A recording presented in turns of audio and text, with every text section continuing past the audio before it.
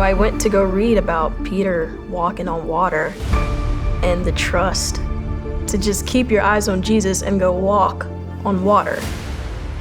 Where you're afraid, you're feeling like you're sinking, or you're feeling like you're in this boat and the waters are tossing you everywhere, but we're too afraid to just step out of the boat in the middle of a storm and just keep our eyes focused and dead set on him. I don't understand how you're gonna do this, but I'm gonna look at you, because you're all I got in this moment. Will he actually keep me above this water?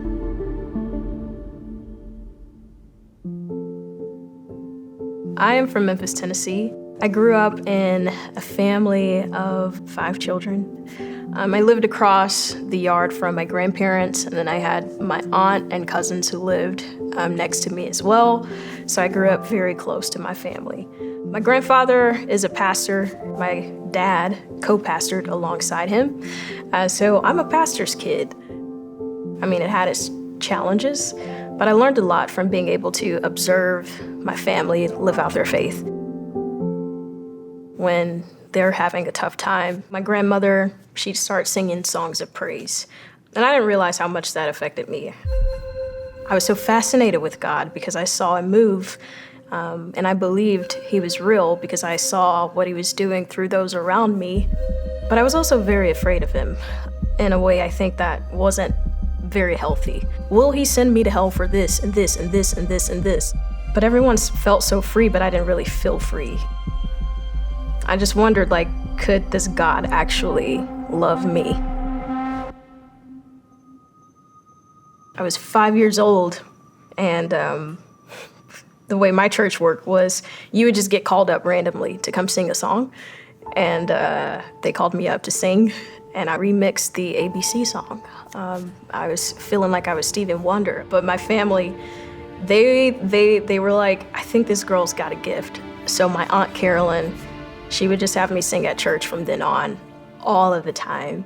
I remember being about maybe 13 or 14 years old. We had a guest preacher come in, and he did an altar call, and he places his hand on my forehead, and he starts praying for me, and he says to me, your singing of worship is your weapon. That's how you worship the Lord. And that is something that I have returned to so many times, dealing with fear and anxiety. I've always wanted to be an artist. I just didn't know exactly how I was going to get there.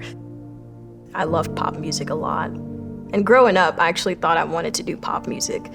My senior year of high school, I had heard the song on YouTube, and it was Oceans by Hillsong. Something made me realize they were actually singing about Jesus, and it just moved my spirit.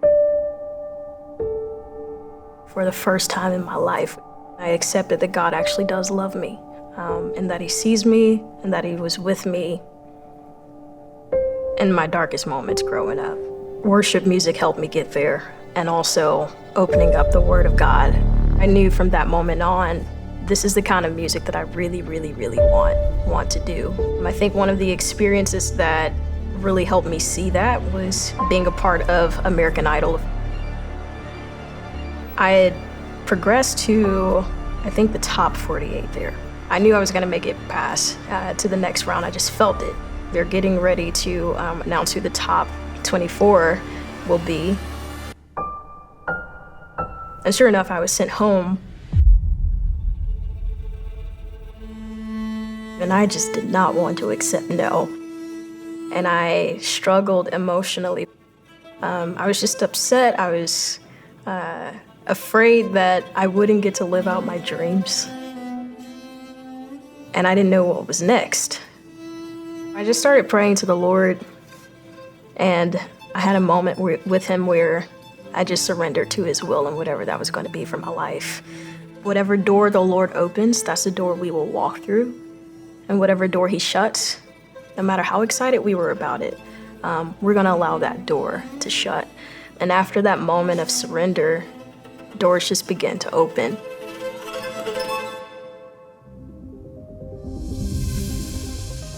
The Lord has given me mentors. to help me become a better vocalist, but also provide opportunities for me to go and sing and become comfortable on stage and being a performer. All of that leads up to working with this all-girls choir from my neighborhood. Jill, who's my manager, she felt like the Lord had put on her heart to turn this choir into a full functioning nonprofit organization. And that organization is Angel Street.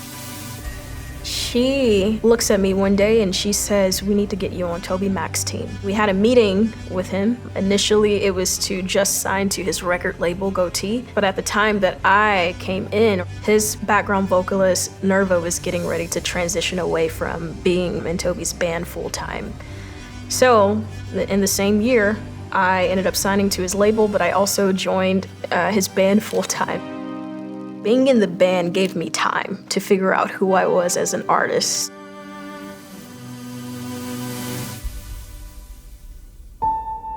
Receiving the no from American Idol was tough because I just wanted to forge my path the way I wanted to forge my path.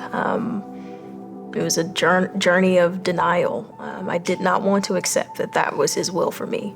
I'm grateful for that no, because the Lord taught me how to surrender to his will. I think had I went down that path, it would have brought upon challenges and pain that I can't even imagine.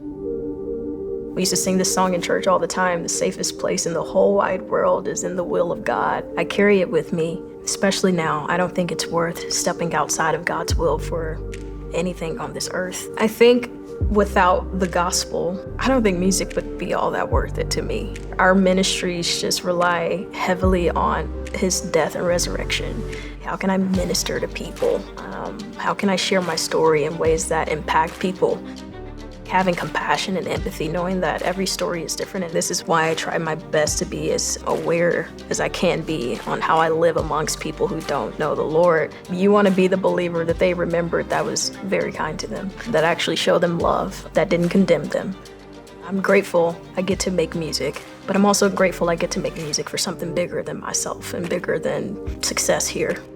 I know how healing it's been for me, just the hope that the gospel provides, that there is life after this, that unleashes your ability to just walk in life and the power that it gives by his spirit. It changes lives, man. I've seen it change so many lives, and I want to see it change more lives, and that brings me so much joy.